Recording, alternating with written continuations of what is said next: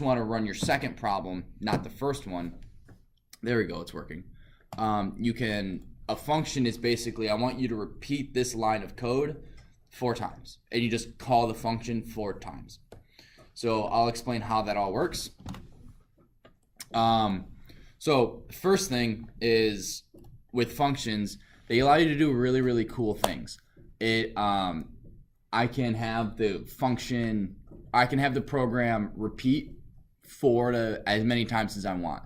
So if I want to test, let's say I'm doing let's say you're playing rock, paper, scissors, and you want to test it multiple times to say what happens if I hit rock, what happens if I pick scissors, what happens if I pick paper. Instead of having to run it or comment a bunch of code out so you're not redoing it or copying and pasting code to see if it works, you can just call the function 4 times and you can check everything, and it just runs through it 4 different times, which is really helpful if you have multiple functions. So if you have problem 1, problem 2, problem 3, and problem 4, and I know that 1, 2, 3 all work, it's easy for me just to highlight calling the function where the function is called, and I'll explain what all that means in a minute. And then I only check problem 4 multiple times. I don't have to check 1, 2, 3, 4 or comment all of your code out, because there may be something earlier in the code that you then use later that I overlook. Make sense? So it allows you a little more flexibility, and you can reuse your code. So later on, you can actually write a function and save it, and then in a different file, open up that function and run it. So it's pretty cool. One thing they have to start with is this right here. This is the definition. This is the name of the function. For now, these are, you know how print, you have to have print with parentheses in order for it to work? It's because it's a type of a function. Same thing here, you have to have these parentheses here. You will learn that you can put things in them, and you can transfer, you can pass variables, but that's not going to be on the test. It's just creating basic functions. After the test, we'll get into more complex functions. When's our test? Next Thursday. And then you end it with a colon. What you do is you call a function by typing the name out followed by parentheses. So what does this look like in actual code? Let me make the text a little bigger before I put it on the other screen.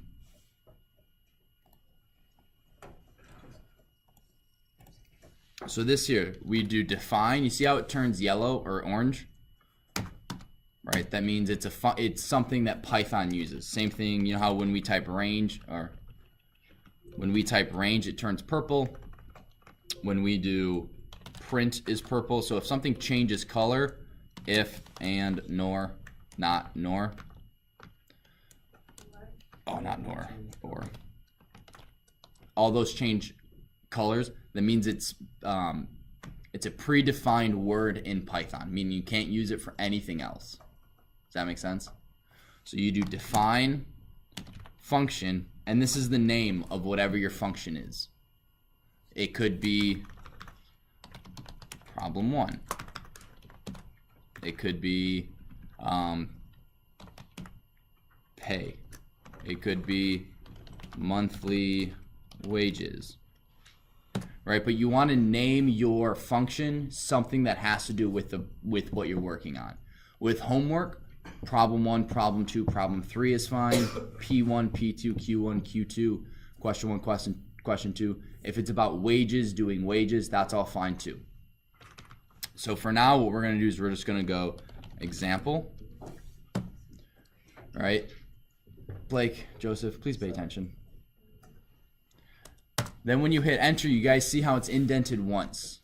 Yes. That means everything that is in this indent, so print, everything that has one indent is part of this function and will only happen inside of this function. And then you end it. When you're done,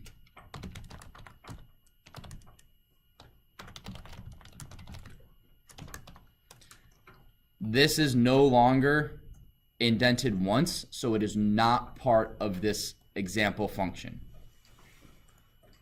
Does that make sense?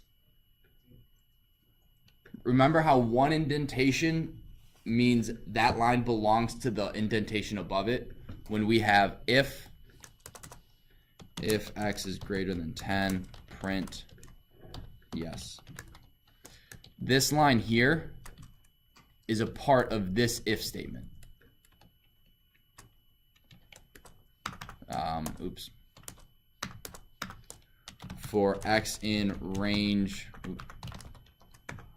10, print x. This print line is a part of this for loop and only runs in that for loop. Does that make sense? Yeah, this for loops. No, the indentation. So this indentation means this line and any subsequent lines print. Yeah, so it'll just print back. These three lines are a part of this for loop.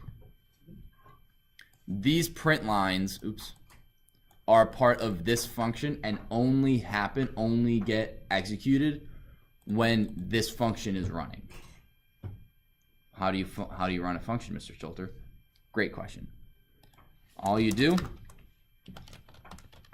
is you type this outside of the function. Okay. And then what we'll do if we run that? So what we need to do, comment that out because X isn't defined. But if we run it and we go in class functions, OneDrive classes.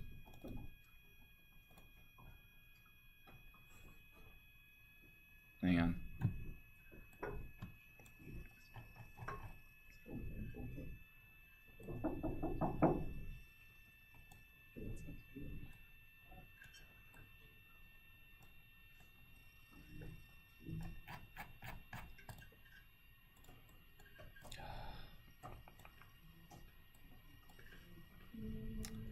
I wish Microsoft would make this slightly easier.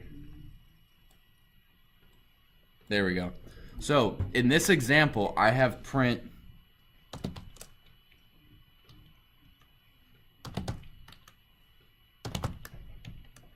I'm just gonna have it print 1, 2, 3. The function is over.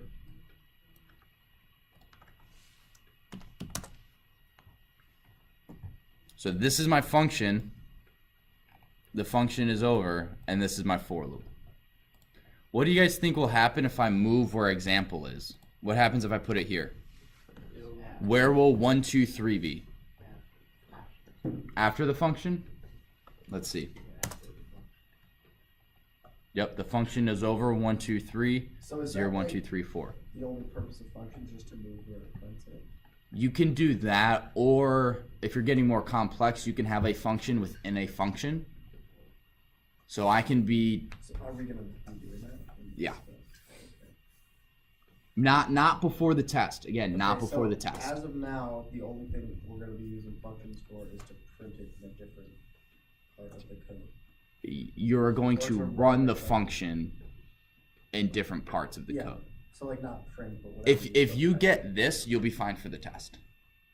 Like, the only thing that I want you guys to know for the test is that you could even write your entire code for your test. You could just go, this is my code for the test, blah, blah, blah, blah, blah, blah, blah.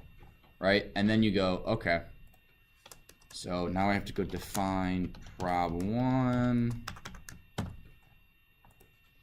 I need to end this prob1, and then everything in here is indented once, and then you're done. So then it will just. So it just does the code, right? Yes, and I'm gonna get more into why this is useful in just a minute. Maddie?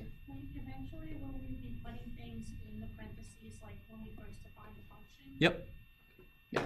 That's just after the test. I don't really see the application.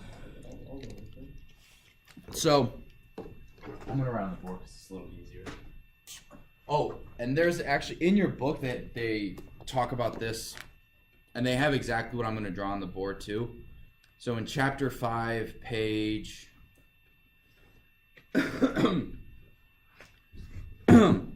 So, chapter 5, page 166, they go, you can use functions to divide and conquer a large task. If I gave you guys a group project, you guys could use functions to write sections of it, and then one person puts it all together. I'm not going to do that because I don't like group projects. What? I do. Oh, well then when you're a teacher, you can do this. Okay. And on page 170, so what happens is I have define fun1 print hello, and then I have fun1. Let's say I have print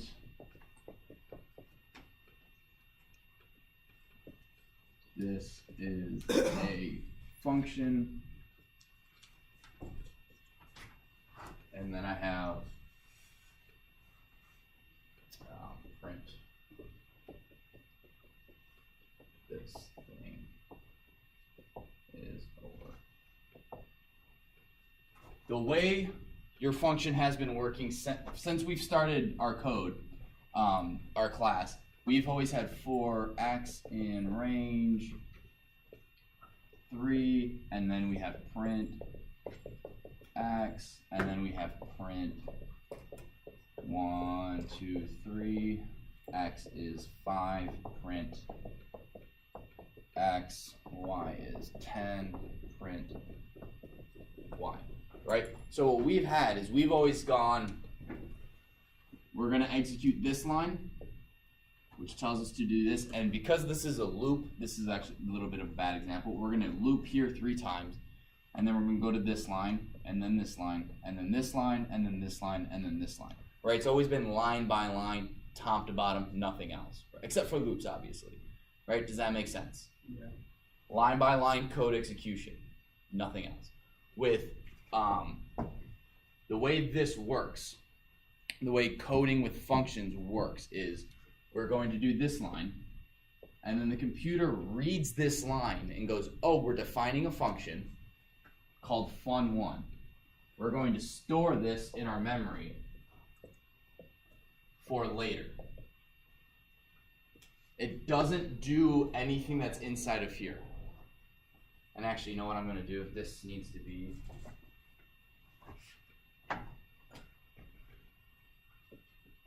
there. Right, so it's storing this information later, and it's going, okay, fun1 is all of these indented lines. Then we're going to come here, we're going to go to this line. We're skipping all of the lines in here. We're going to come here, we're going to print this thing is over, and then we're going to run here. Oh, I have fun1. Is that a function that I've stored for later? Yes or no? Yes. Oh, this should probably be facing that way.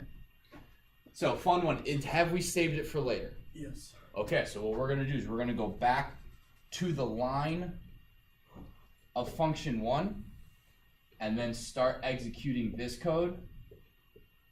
And once we're done, we're going to jump back here.